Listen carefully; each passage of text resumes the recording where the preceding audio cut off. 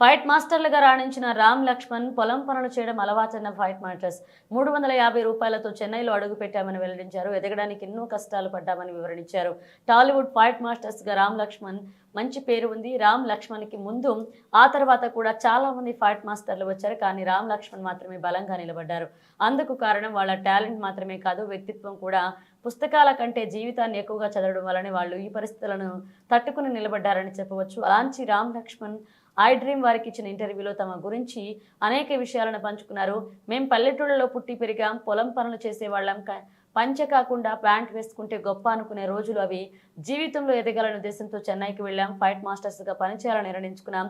350 రూపాయలతో చెన్నై వెళ్ళిన మేము అన్నం కోసం 10 కిలోమీటర్లు నడిచిన సందర్భాలు ఉన్నాయని తెలియజేశారు. ఒకసారి మా రూమ్ దగ్గర ఓ ఫంక్షన్ జరుగుతుంటే ఆ ఫంక్షన్కి వచ్చిన వారికి మేము వడ్డించాం. మమ్మల్ని కూడా అక్కడికి తినమంటారనుకున్నాం. కానీ వాళ్ళు అలా అనకపోవడం వలన రూమ్కి వచ్చి అన్నం వండుకున్నాం. అప్పటికే సాయంత్రం అయింది. కూరలు ఏమీ లేకపోవడం వల్ల నీళ్లు పోసుకుని తినేసాం. అప్పుడు మాత్రం మాకు కన్నీళ్ళు వచ్చాయి.